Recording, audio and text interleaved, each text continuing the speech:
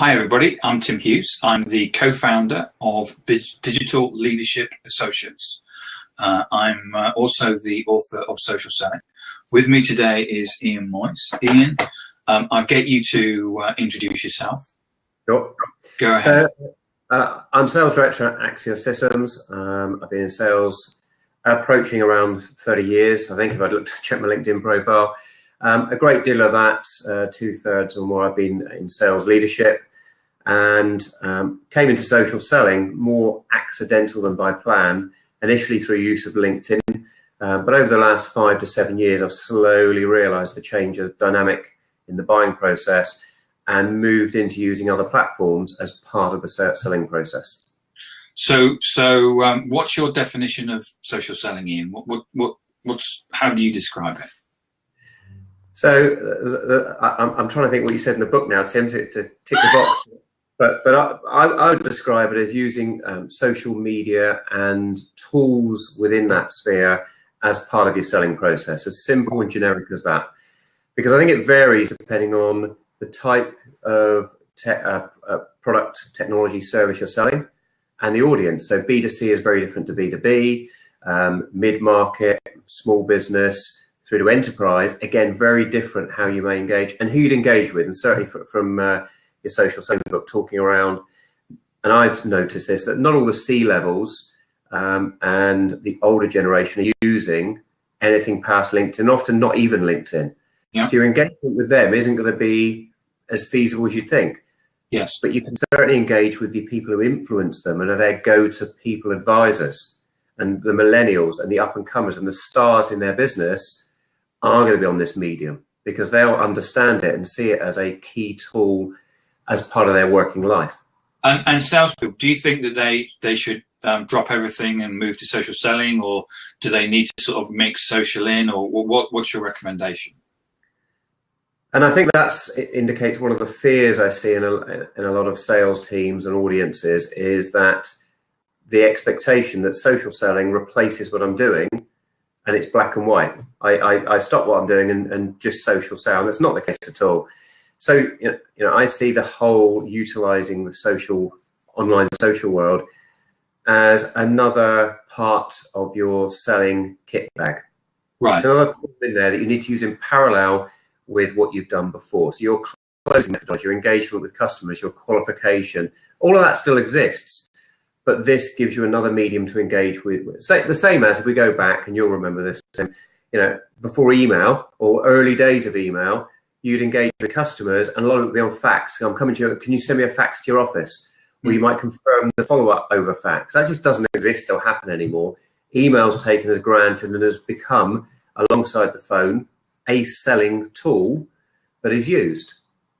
All that's happened with social is it's happened far, far quicker, and it's more dispersed. There isn't just one social platform. Of course, there's a lot, and people perceive it as more complex, often more hip, and more for the youngsters, and it doesn't fit. And it does.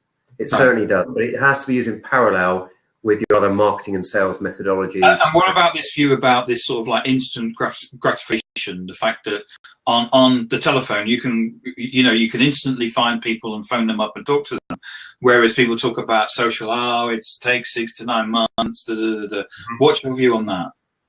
It's a very good point, and I'd argue that if you have a target list of customers, let's say medium, large size business, I really want to speak to these are my ideal customers. Do you really have a sales team who can pick up the phone and just speak to them as you just described? That's the ideal world, I agree. But my experience, that doesn't happen, because those recipients of those calls, unfortunately, you're not the only one calling. They're getting emails, they're getting emails, they're getting phone calls. And I've spoken to some of them in engagement and meetings and had comments of, well, you've done really well to get here in the first place, and asked, give me some feel of that, because we hear that in the market, and they've given me feedback of how many inbound to them cold approaches they get. And I've seen mid-market companies, so not the global one everyone wants to get to, who've described 400 or 500 cold outreaches to them a month.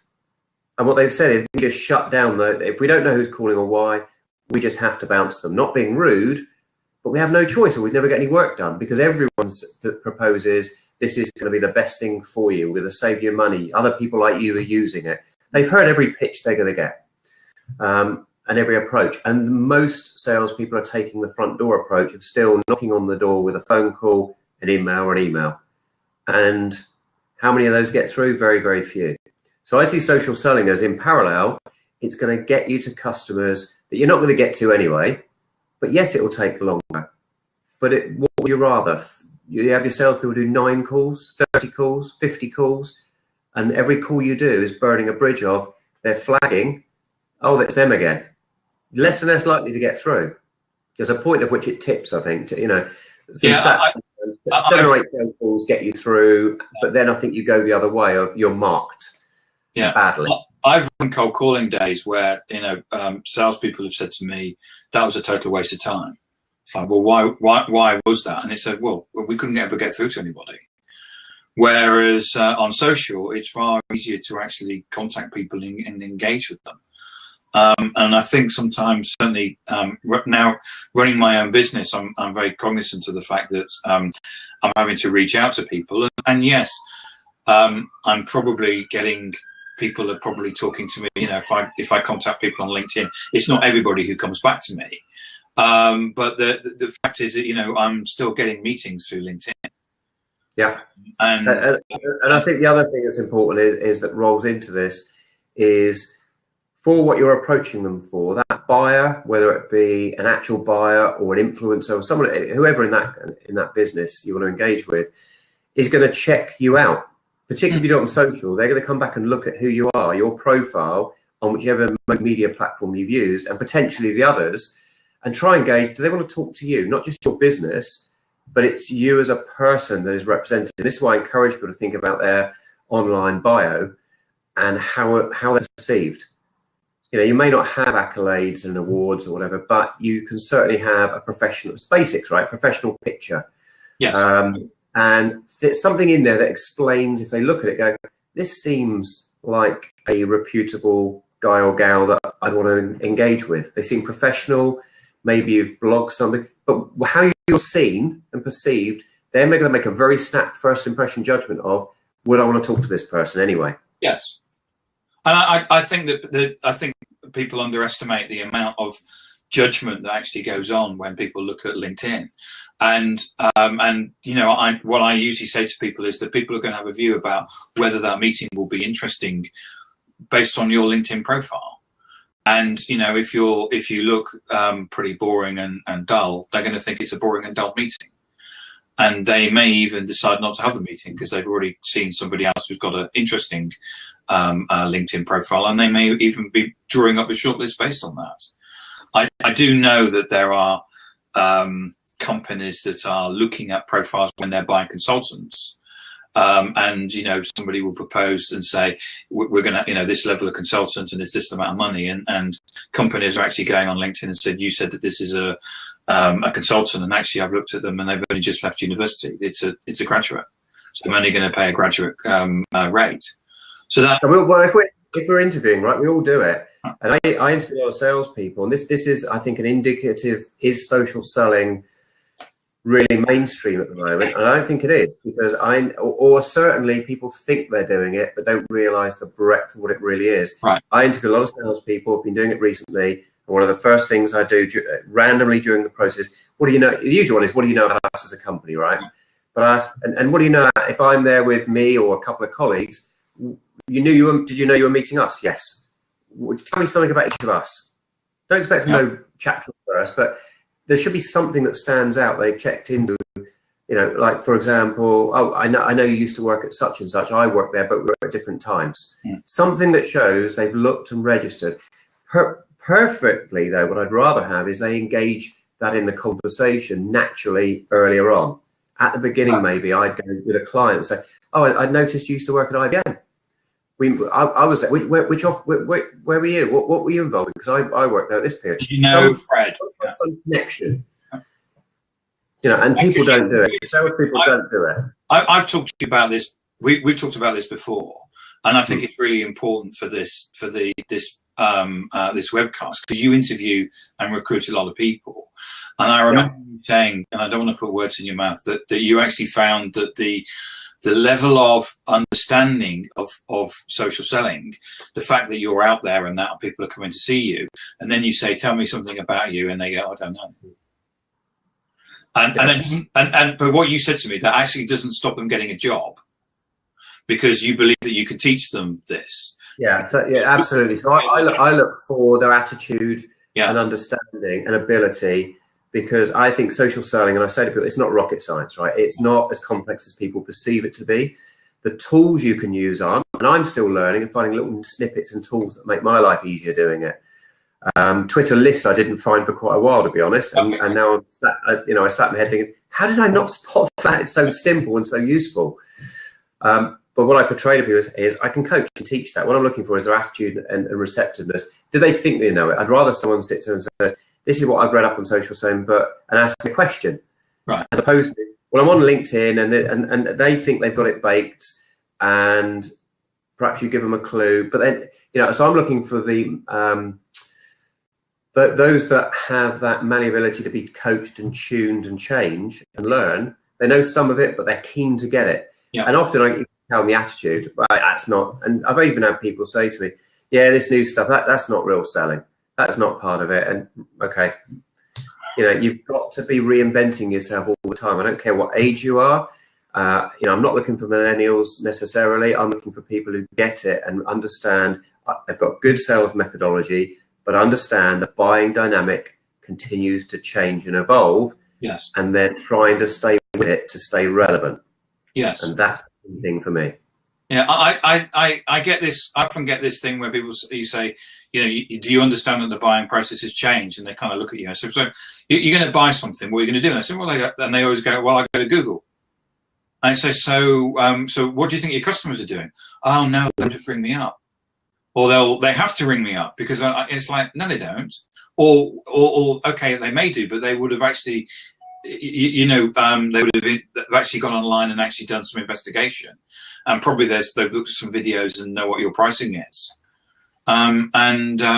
But there is a certain amount of people putting head in the sand over it. I see a lot of it, especially now. I train people on it, and I'm actually actively going out to people, and I look at their LinkedIn profiles, and you see LinkedIn profiles of senior leaders in major B2B companies, and it's scary.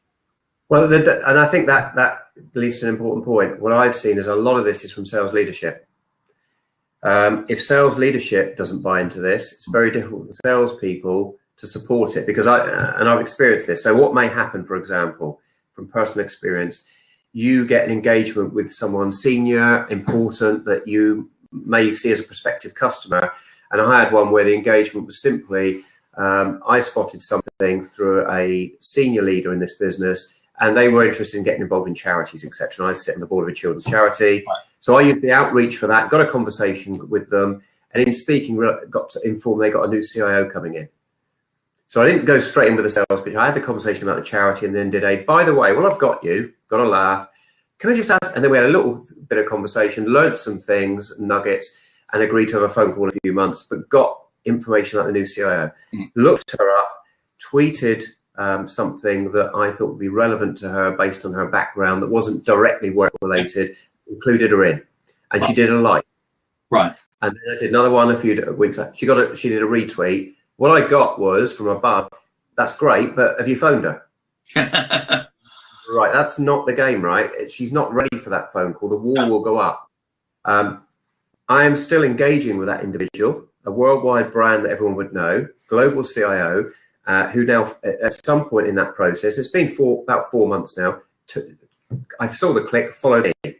She now follows my content and often retweets, and we engage. At some point, there'll be relevance for a conversation or a commentary, and I've been slowly working towards that, where there'll be and I can see a point where we'll be at the same event somewhere, and I'll be like, oh, and I've seen this in others, and I've had this experience where I've chatted to them, and it's, we should have met ages ago.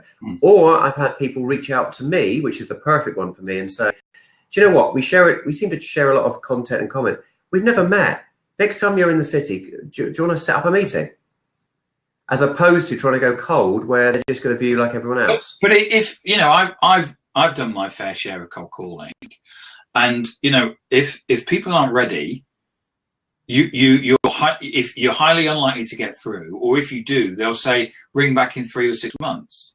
So I don't get really what's the difference between, for me, using social is the same as cold call, is the same as cold calling, but we're just using it in a different mechanism. And if you think about cold calling, you know, you will get, you know, if you ring 100 people, the maths is usually you get through to about five organizations of that 100, and another 20, 25 will say, give me a call back in 25, in about 3 to 6 months. So you're always going through this process of having to do those call back anyway. And so this nurturing process, to use a modern term, this nurturing process, I was always doing that on the phone. You know, I had a wallet which said, right, which had the years, the months, January, February, and I would say, right, so you need to call back in April. So I would basically put the piece of paper with the notes on in April for that, and all we're doing is just moving that online. I think I still have difficulty understanding what's so complex about this. But the analogy I give is more going to an event or a seminar. You don't walk up and compare. What tends to happen on social I see is I get approached, get an invite to connect or in some way, and then you get the sales pitch. Yeah. And I've said to my guys, you know, if you imagine going to an event and you're grabbing coffee at the table, there'll be someone next to you. You make conversation, right? But it's chit chat. Yeah. And typically it's the weather. How long did it take you to get here today? You come a long way. But it starts to get engagement. Yeah. Oh yeah, I had to drive all across from. So, did you get caught up in that traffic on the? Oh, yeah, and maybe you know, I came from Southampton. It's like, what? Really? Whereabouts? I grew up there. Yeah. There's often a point of some conversation, yeah. And then and the natural bit is then who do you work for? And they ask you questions as well, right? It's politeness, and you start to engage, and you might find some common ground where it's really we should grab a coffee later. But they feel they're a part of that conversation and choosing to engage, not you're cold. You don't walk up to someone randomly everything and start, while you're here, can I grab some of your time? Because I saw your badge and I'd like to pitch this to you. And that's what you're doing often in cold calling. And that's the way it feels to them. And I think social is more like the event where you're bumping into people and you can find common ground. But you can watch it. That's the interesting thing. It's like you're overhearing their conversations and choosing when to dip on social because they're saying things. Yes, and if you're at an event, you're never going to go stand at the door and go, "Hey, you know, it's Tim Hughes." You can't listen to all of them, and you can get 30% off or something like that. Everyone would go, "Oh, get out of here," you know. You would expect that someone to have a level of conversation. Now, I've said this before that you know the TV program Top Gear.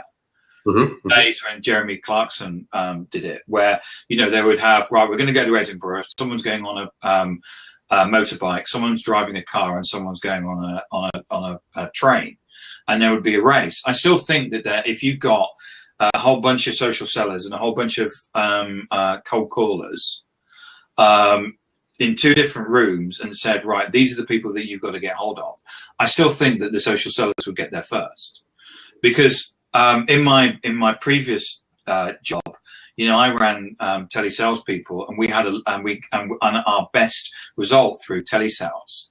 But there's a level in the organisation that you can't get to.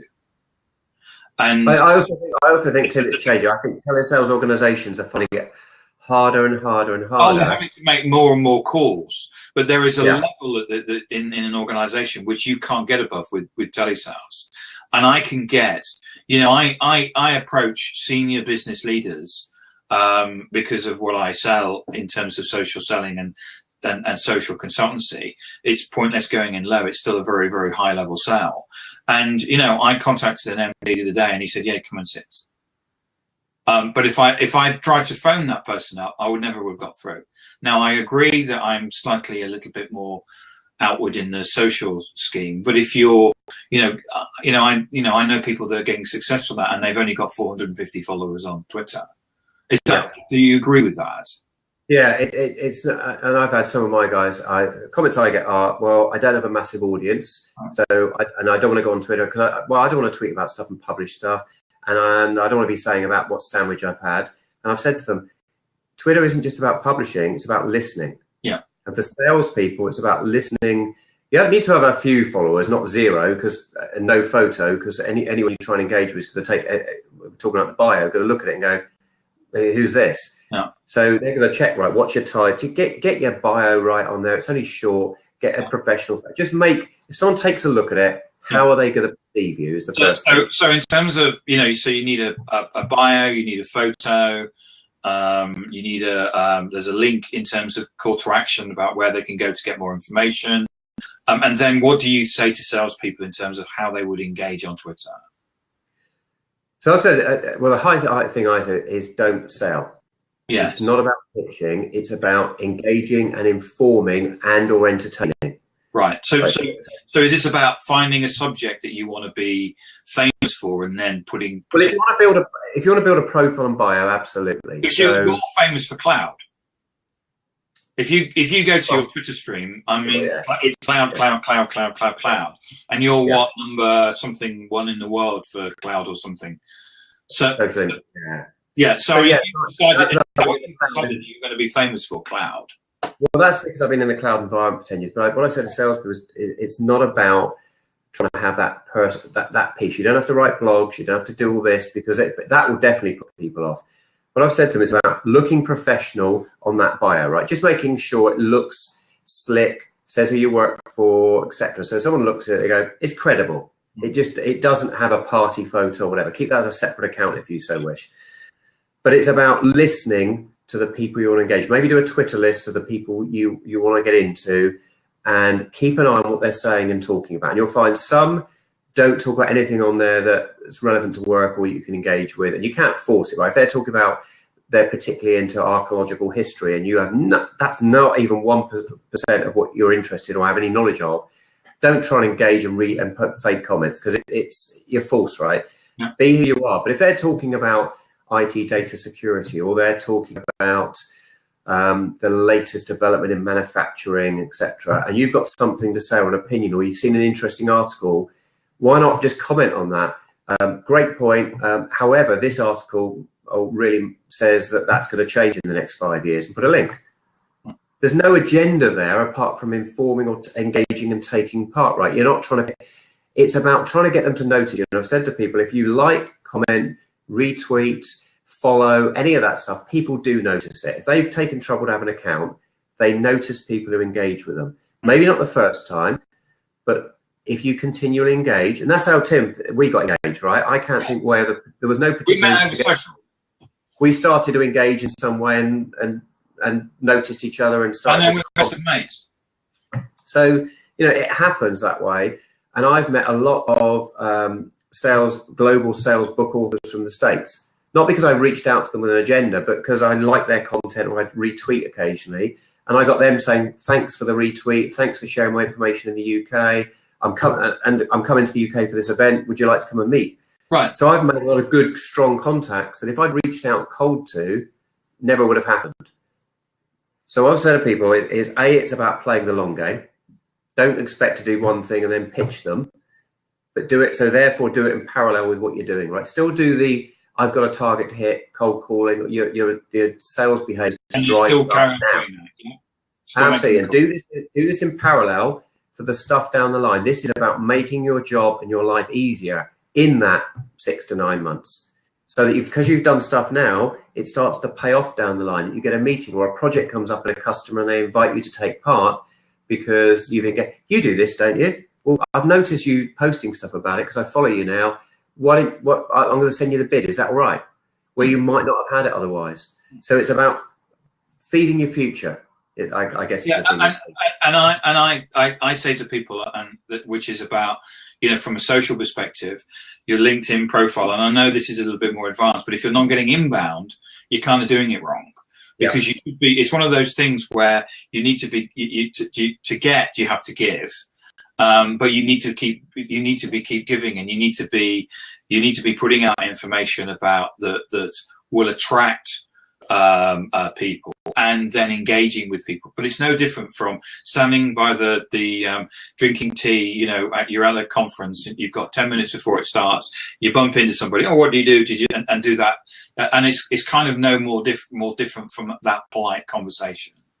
Yeah, and the other thing I think on LinkedIn is look at what their interests are, look down the bottom, you know, what do they do, look at, have they posted any blogs or content themselves, or what stuff do they share?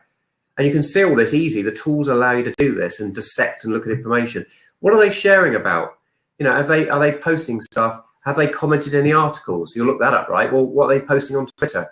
And if they're posting tons of stuff about a particular subject, it's of interest to them in some way, and or they believe that agenda, right? You don't repost something you vehemently disagree with. No. Or if you're into data security and you post something about the importance of X, Y, and Z, you've got to think that person's, for some reason, has shared that with their audience. They thought there was some value in it. Can I comment on it? Or can I share something back with them that adds value that they might want to retweet? It's about getting them to see value in you as an individual. Yes. And get them to see that first. And then they're going to look at, well, who do you work for? What do they do? Because they start to get interested, notice you, they'll look at that, right? Or where are you from? They'll figure that out as well. But that takes a longer time than just instant, here I am, can I talk to you because I want to flog you something? That game for me has changed.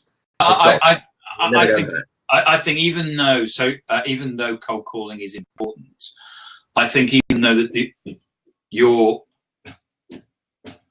your types of calls have to basically change.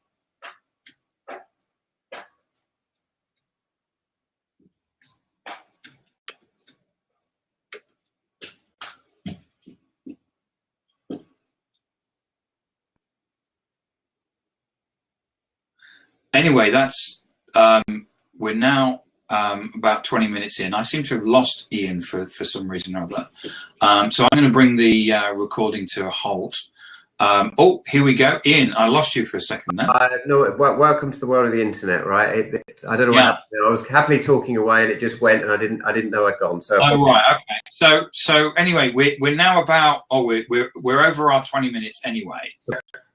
So thank you. So let people know where they can get hold of you, where your Twitter is and your LinkedIn and stuff. Sure. So two easy ways: LinkedIn, www.ianmoyse.co.uk, and Twitter @imoyse, IMOYSE. And you're always active on social. And I know that if someone sends you a link, you're pretty much turning that round in terms of, you know, if it's not at the beginning of the day or at the end of the day, and because you're constantly pretty much on social. You're one of the most interesting. I'll give you a trick away, right? And this is one of the worries of salespeople. I have as a final note. You don't have to be on it all the time. You can schedule things, look at good content, and decide I want that to go out during the day. So I went on holiday recently for 2 weeks. No one would have known because we didn't. I'd schedule ahead content to be going out that was relevant. So I chose the content. However, I'd scheduled it ahead with free tools, very simple to do, so that the audience engagement continued. But the trick is that you were engaged even though you were putting out automated content. Right. Because the thing is that I've just seen someone who's a sales leader, and they've found out that there's this thing called Twitter, and now what they've done is automated the thing. Yeah, and there's a danger in that. Someone actually contacted them, and I happened to be on there and said, "I can't. This link doesn't work," and they've never responded. Yeah, I had to go.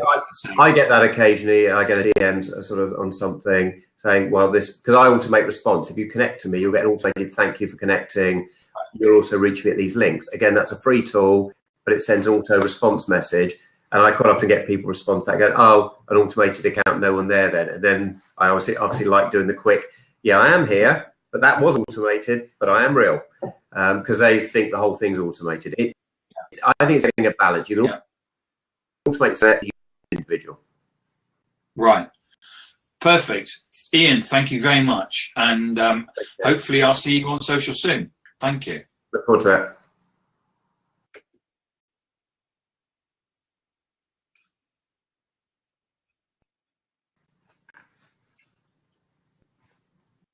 Seems to have got you back again. Stopping.